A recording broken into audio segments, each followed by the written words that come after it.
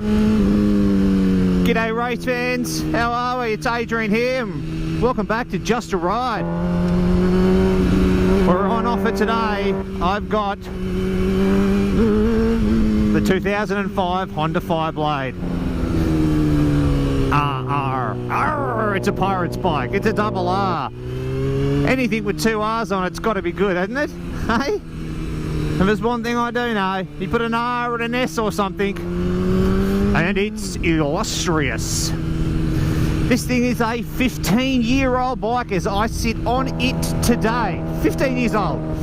And it is just spectacular.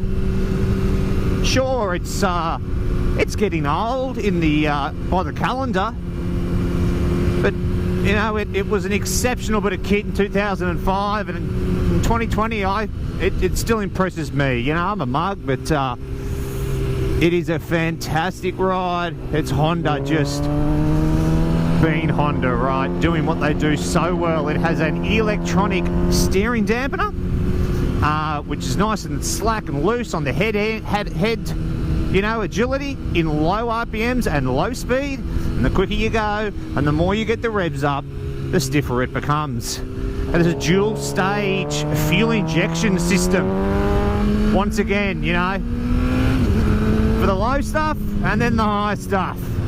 The good and the bad of life.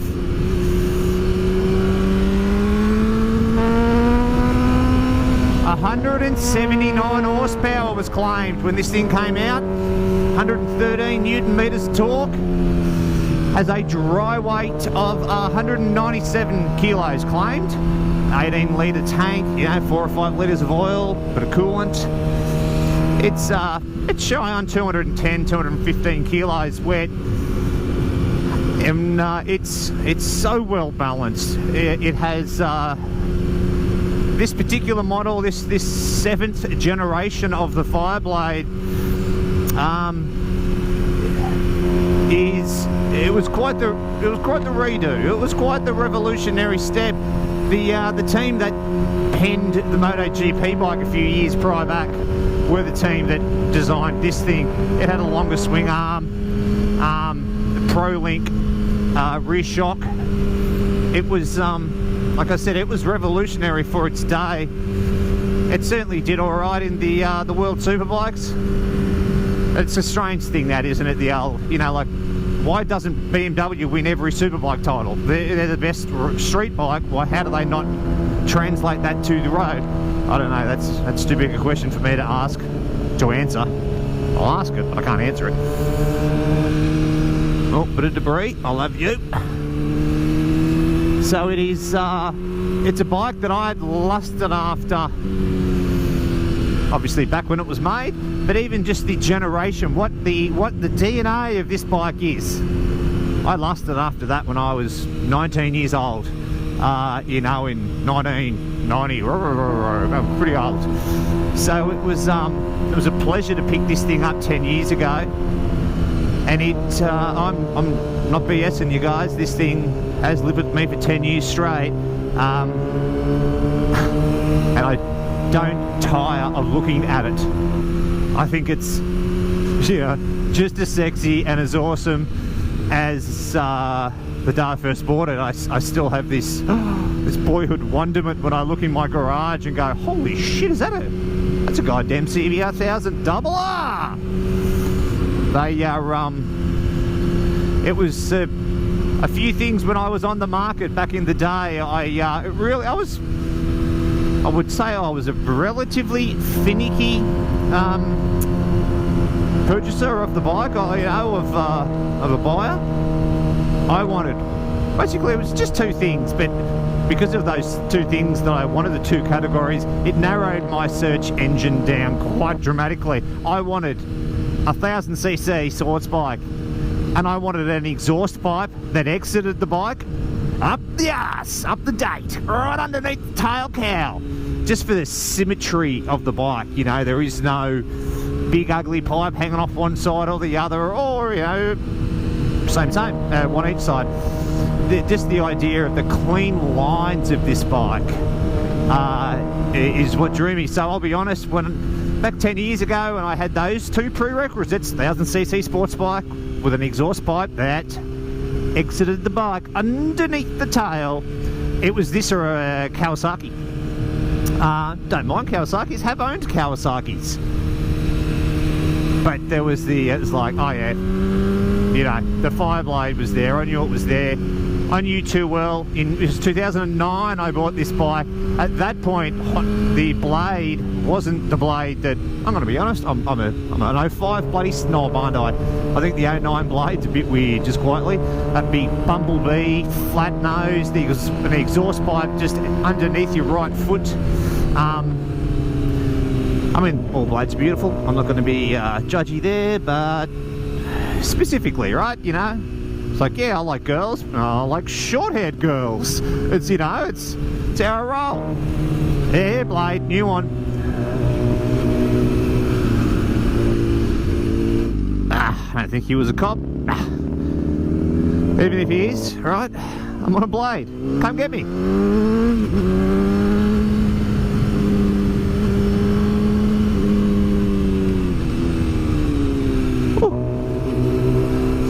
Okay.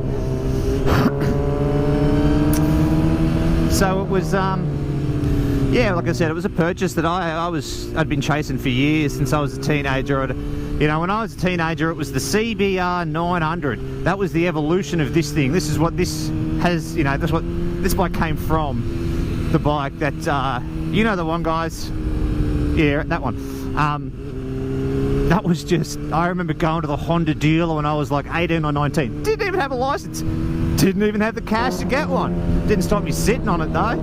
And I just thought to myself, oh, it's like sitting at just a coffee table. This thing is so wide. And I was like, damn, I need to do that. And at that point, what was I riding? A Kawasaki ZZR 250, I think I was on. Woo!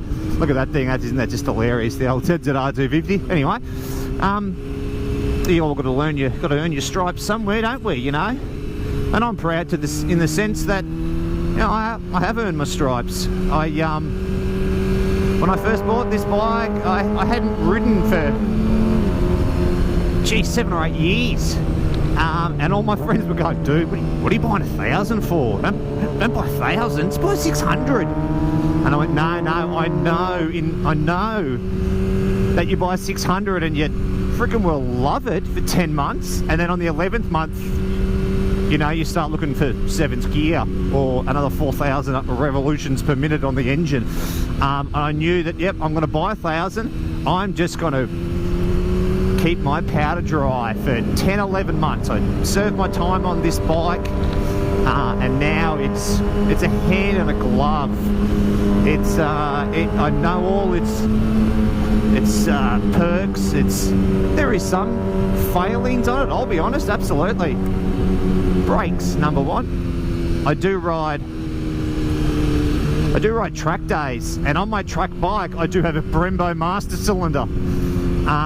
So I know what, you know, braided lines, race pads, Brembo master cylinder. Yeah, the old track bike. Our track bike stops pretty well. And then you jump on this. She's a bit heavier than the track bike, admittedly, this girl. But I'll be honest, you know, when you never really, like, it's a 1000cc sports bike and I ride it on the road. It's like taking a knife to a bloody kids party, you know. It's not even a fight. It's a bloody kids party. They're just there to, you know, blow balloons up, play with streamers. And I'm there with a deadly weapon going, did you just look at me? What are you looking at? Yeah, come on. So it's half the joy though, isn't it? Not that I endorse the hurting of children or the crushing of kids' parties with weapons, but it's an exercise in control, number one, absolutely. Oh, how's your father? That hurt. Genuinely, yeah, suspension too, yeah. She's a rough ride. I wouldn't say it's a rough ride. She's a firm ride, this bike. But I'll be honest, when I've got that much go juice underneath my right wrist, I want this to be a firm bike. I don't want it to be doughy and have bloody body roll like a car. Jesus, you know, I want. It is sharp, you know. It's a 200 plus kilo bike, but yeah, that front fork angle's 23.5 degrees. Yeah, admittedly the swing arm's nice and long. The wheelbase is 1.4 meters. Yeah, it's not small. It's not a Harley fat boy. So it certainly can. In the really, really tight, twisty stuff, yeah, you could have a shorter wheelbase and it could flick a little bit harder. But then, you know, when you're just prancing down the bloody highway in 4th and 5th gear, it's well planted. You know, when you are doing 106 kilometers an hour, you want that 1.4 meters of wheelbase, you know. But it's just such a joy. I'm so proud to own this bike. I know, yeah, obviously should have said that at the start, right? I'm reviewing a bike, giving my honest opinion, which is honestly biased because I think this is one of the raddest bikes alive. Like I said, I owned it 10 years, and at one point have I thought, oh, I should have got that bike, or I should have got the other colour, or anything different. It's like, nope, I nailed it. You know, I'm going into the box with this bike, you know. This bike very well may be the reason why I go in the box, but I'm not getting rid of it. Number one, it's a dream. I'm not a rich man, but I feel like a rich man when I ride this bike. Oh, that's tight. There you go. Talking and riding, not so good aids. I can do the talking, can't I? Pull your head in, son. Some obscure facts of this, the SC57 FireBlade, is that this is the only FireBlade that ever existed that Honda did not put the word FireBlade on the bike. I have since been made aware that it is a homage to the 2002 MotoGP bike, the RCV 211R. This bike is styled directly off of Rossi's 02 MotoGP bike, and as someone who owns a blade, and as someone who loves a blade, I can see it, my eye can see these little styling, little lines, little touches, very, very discreet. It has to be the discerning FireBlade eye that can see it. But yeah, I see an old classic GP from 2002 with Rossi on the Repsol Honda, and bugger me if it's not, you know, the tail section is identical to this bike. The vents down in the belly on the side there where yeah, hot air is getting off the bike and getting out of the bike. These are all vents that are literally the same shape, style, position as the 2002 RCV 211R. Where the word FireBlade would be on any other model of FireBlade, you know, it's just down there on the just underneath my blinker stalk there, the word racing appears as opposed to FireBlade. It's in the same font, but it's, yeah, god damn it, it says racing. How could you not love a bit of racing? So I tell you what, it's what is it, the 2nd of June? It's the start of winter, isn't it, guys? Dead set is the start of winter here in Australia. It's got to be you know, 17 degrees. Oh, what's that? You don't believe I live in Australia? There's locals. How are you, boys? How the hell are you? Couldn't be any more Australian if you tried. Oh, yeah. They're impressed with first gear on the blade. Get in that little pouch of yours. Get in your bloody home. Australiana. Have a bloody go at it. Thick with Australia, right? Crikeys! Whoa. No, I used to ride to school each day on a Joey, and then, you know, as you do as an adult, you get bored of that, so you jump on a 1000cc FireBlade instead. As a bog standard bit of kit off the shop floor. It had I claimed 0 to 100 in 3 seconds. That was first gear at, what was it, 80? You know, it's so as a package, guys, I can't speak highly enough of the Honda FireBlade, the CBR 1000rr. Cannot speak highly of it enough. It has given me such joy in my life. Some of the best days. Seriously, riding. You know, I've been on this bike and this part of the world. You know, done tons of Ks on it. It's never flicked me off. It's tried a few times, but it's never actually succeeded. Touch wood. There we go. Fans on. 108 degrees C. I'd only been sitting here, what was it, 60 seconds, right? This thing just cooks up. Don't worry, I'll get some wind moving past it quite soon. Give me that green. So yeah, it's a bike that I pride myself on keeping tight and clean, because I bought it tight and clean. But I'll be honest, I'm that sort of dude anyway. But I bought it immaculate, and there was this onus that was put on me, I felt, as soon as I was handed the key and I handed over the check. It's like I'm duty bound to keep this bike for as long as it's alive. I'm duty bound to keep it mint, and I do. I pride myself on that. Like, as I'm, you know, when I finish this ride today, I'm gonna go home and clean it. So I roll. That's what you do after each ride, right? Is you check it, you clean it. It's yeah, oh, coppers here, coppers. Bloody jacks.